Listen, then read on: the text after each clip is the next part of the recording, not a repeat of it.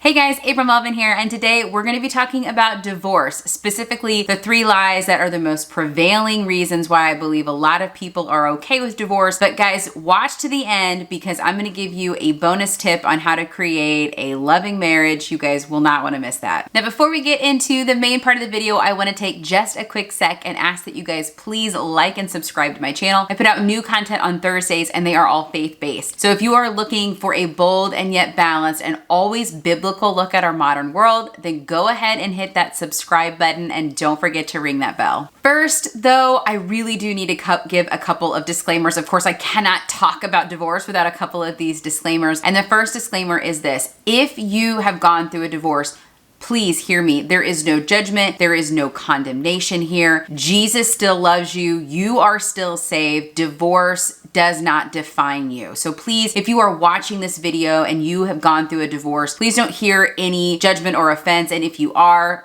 feel free to reach out to me. That is not my intent of this video. What is my intent of this video is to just be a little bit more proactive in saving marriages. A strong marriage, guys, is such an important, valuable asset to the kingdom. And so I just think we should be a little bit more proactive in that. So no condemnation if you've experienced it, but just want to talk about being proactive in saving marriages. My second disclaimer is this: there are times when divorce is the option. And I hate to say that, and I say that with great hesitancy because I am not a fan of it. But, if you are in an abusive relationship, I do not believe that God intends for you to stay married. Now, He doesn't tell me that specifically. So, that is April's opinion, not the gospel. Let's separate those two. And certainly sometimes divorce just happens to you. If your spouse leaves you, there's nothing that you can do. And so, again, please watch this video with an open mind. I really believe that marriage is the second most important relationship, the first being our relationship with God. And we need to be more open about that in the Christian community and talking about this. And unfortunately, divorce is extremely prevalent in our society,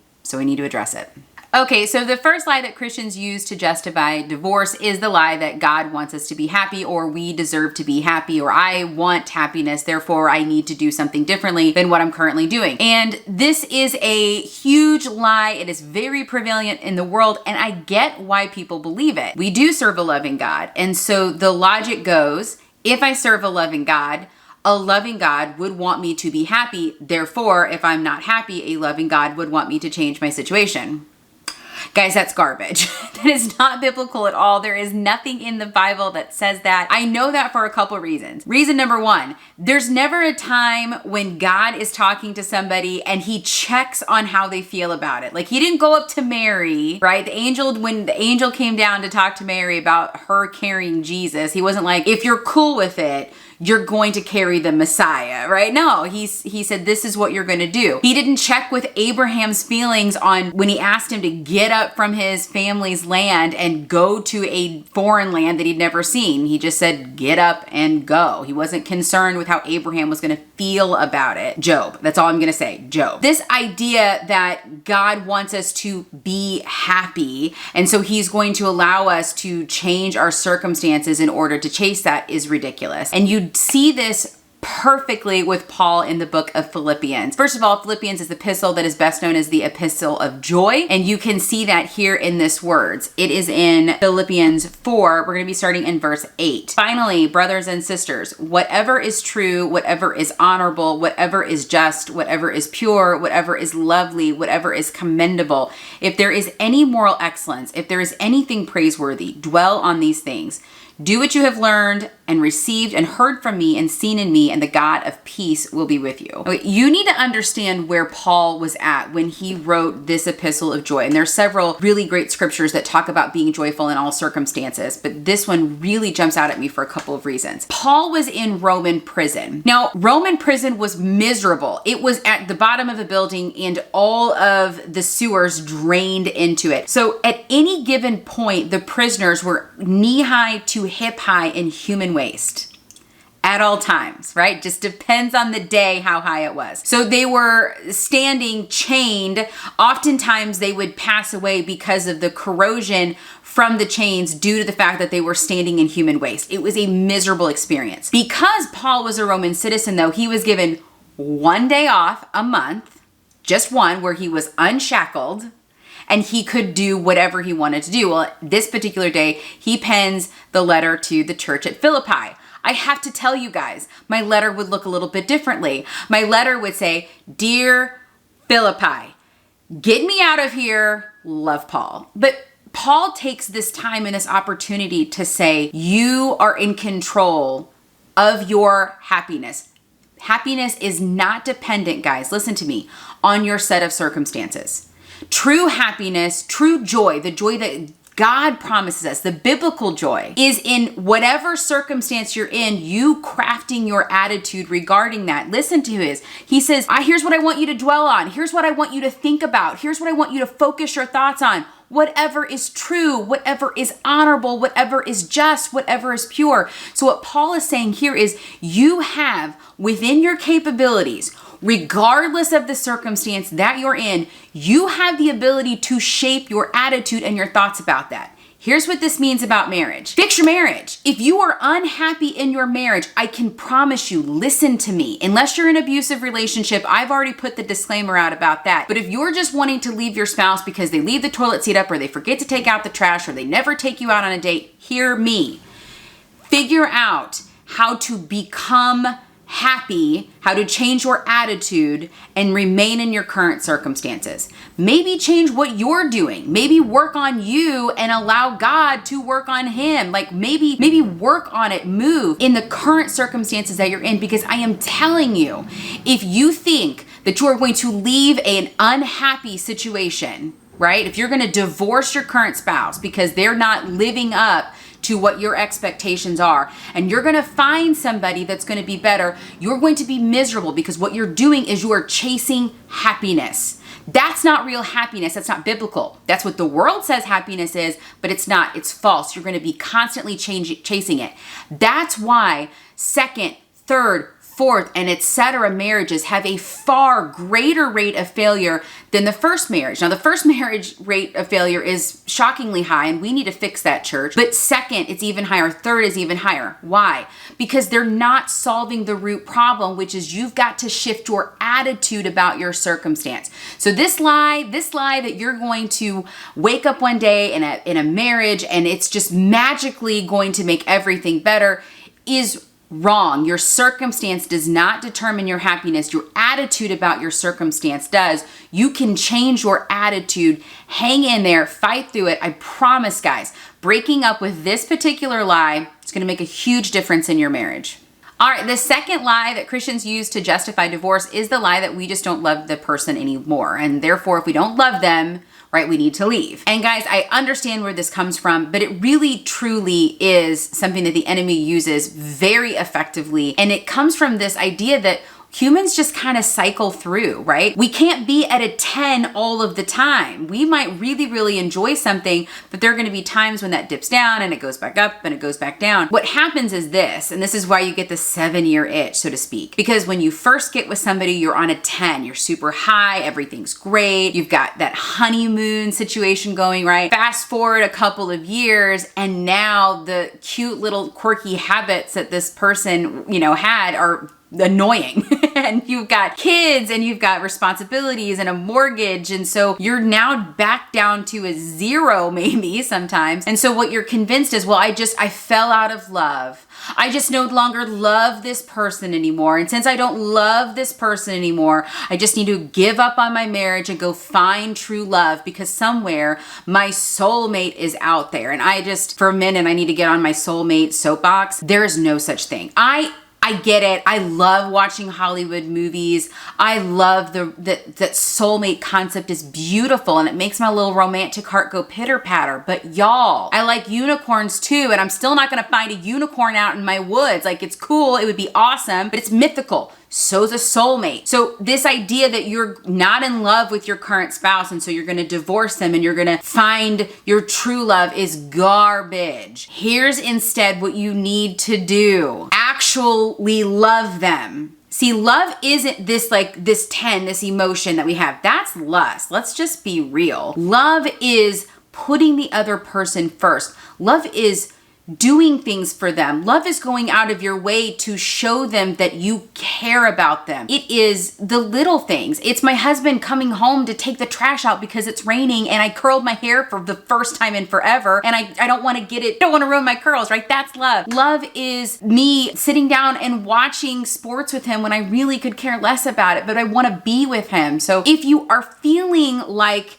you're at a low point and you're worried that you no longer love this person, I've got great news for you. And my bonus tip is going to be super helpful for you. Just start loving them again. Start connecting with them. Find a common interest. Go out on a date. This last weekend, no joke, well, Tuesday rather, my husband and I went to the grocery store and it was date night for us. We had a great time. We were goofy. We were funny. We ate dinner. We didn't have to argue with the kids about where to eat. Like we took time, even in a moment of responsibility, because you gotta keep food in the house to feed the teenagers, right? But we took time to connect with each other. You can do that with your spouse too. And here's what I will tell you.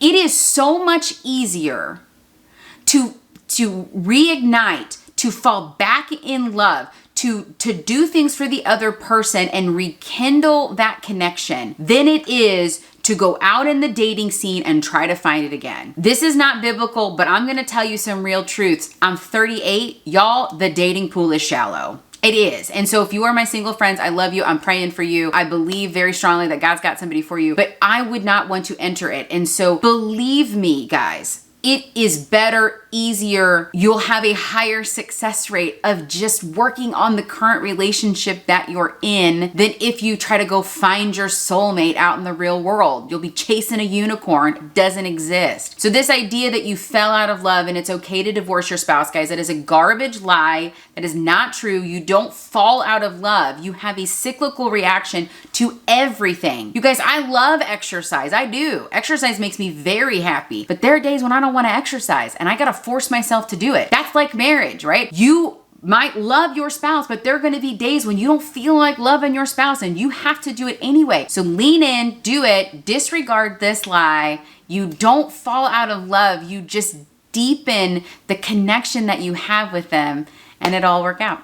All right, this third lie or justification that Christians tell themselves in order to justify divorce. This one's gonna sound a little bit harsh. And this is the saying, I've heard Christians say this before, that the kids will be fine. The kids will get over it, right? It's okay. This one irritates me the most. I really struggle when I hear this in the Christian community. It is really hard for me to bite my tongue because this is a straight up lie that we just tell ourselves to feel better for the terrible choices that we're making. Again, read my disclaimer. If you have experienced divorce and you're in my disclaimer world, this does not apply to you. This applies to the people that are on the precipice of divorce and they are trying to tell themselves that the kids are gonna be fine and they're not. They're not gonna be fine. I came from a divorce home, right? I came from a broken family. I am 38 years old. Now, I am 38 years old. I am happily married. We have 2 children. My husband and I both have steady careers. We have a beautiful home. Like, we're okay, but we're not fine.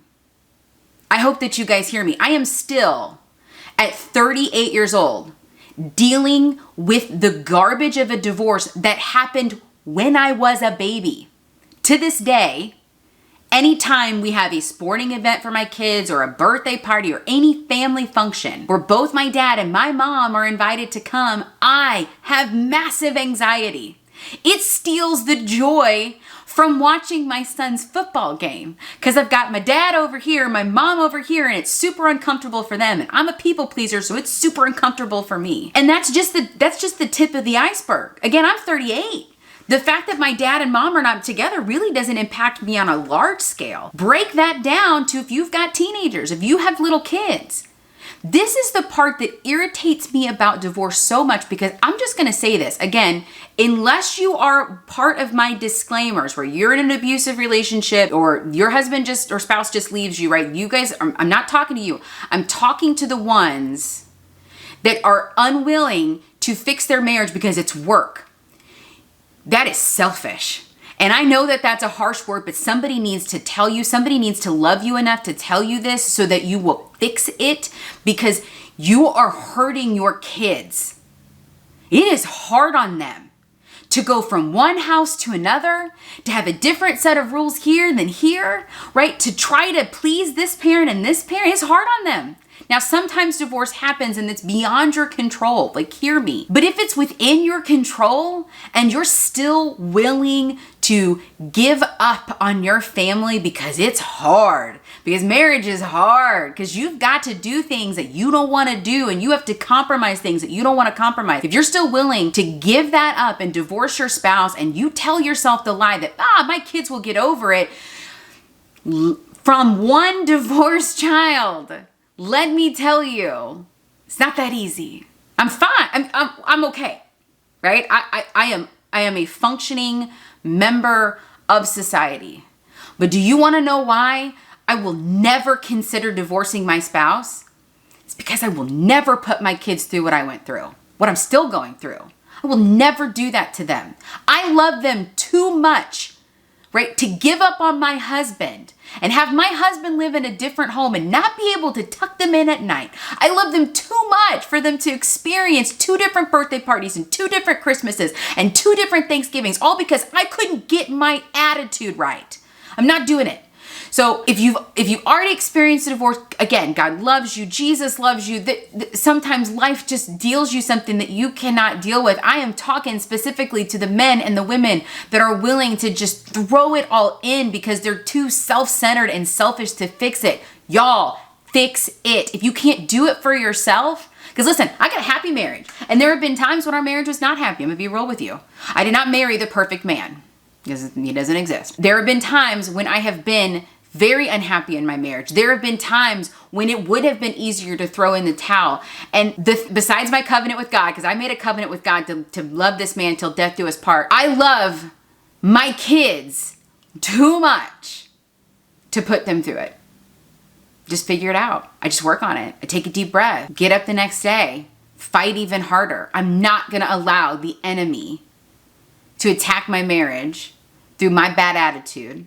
I'm not going to allow the enemy to do that because it doesn't just impact me, it impacts my kids. So this idea, this lie that your kids are just going to deal with it and it's going to be fine, I got news for you, they're not. They're not going to be fine. It's going to be really hard on them. They're going to shed a whole lot of tears. They're going to have a whole lot of heartache. And if you're just leaving your spouse because you aren't happy or you fell out of love, I'm sorry, that lies solely on you. I know that's harsh, but somebody who loves you needs to tell you, and I love you too much to continue to lie to you and tell you that your kids are not going to experience any pain because of your divorce, because they will. All right, I promised you a bonus tip, and this bonus tip is really interesting because it happened accidentally. I did not intend for this to happen, but I really would encourage you guys to explore this because if you are struggling in your marriage, first of all, that's normal. Hear me, that's normal. Marriage is hard. And 40, 50 years is a really long time with one person, right? So you're gonna have struggles, but this has helped, again, accidentally our marriage so much, and that is this: we snuggle. Usually all night long. And look, I was not a cuddler. I did not like to be touched when I went to sleep. Like, it was like, oh, quick hug. Now roll over and here's the dividing line, and nobody crossed it. It was our border. But this happened accidentally. We went on a cruise a couple of years ago. Anytime I was feeling nervous, I would want, Johnny to cuddle me because it felt safer. He's a lot bigger than me. But when we were on the cruise, I was really uneasy the whole time because I was on this strange ship with my babies and I was not in control of where the ship was going. And so my crazy, type A personality was struggling a little bit. And so he cuddled with me all night long, and turns out I liked it. I mean, I was shocked. You could not, I liked my border for a really long time. But anyway, fast forward, because that was 3 or 4 years ago. We do that all night long. We have a king size bed. We literally sleep on probably the size of a twin mattress now. I didn't realize the impact it would have, but it is my favorite part of the day. It is it's almost like I'm a battery and I'm just plugged in and it recharges me. It does something for me. I've noticed a difference in our marriage. I've noticed a difference in our tone and how we treat one another. It's my bonus tip. Again, I fell across it accidentally. Try it out. Let me know what you guys think. But whatever you do, just don't give up on your marriage. Work on it, work for it. The time and the effort that you invest in loving your spouse, guys, it will pay back in dividends in so many ways. It is worth fighting for.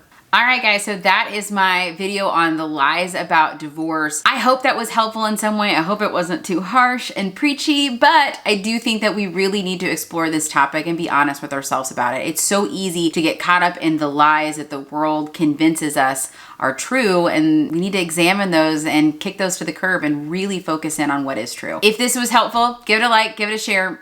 Let me know in the comment section. I would really appreciate that. And if you guys want to hang out with me more, check out my Facebook group, Mighty Mamas. There we post funny memes. I do daily devotions. It's just a place for people that love Jesus. So if you want to clean up your Facebook feed, go ahead and check that out. I'll post a link in the description below. And then guys, come back next week. We are done with the marriage series. We are going to be doing ministry update next week. And then after that, we're going to be talking about anxiety. We're heading into the holidays. I don't know about you guys, but sometimes that makes me a little anxious. So it's time we talk about it. All right, so come back next week. I'll see you guys then.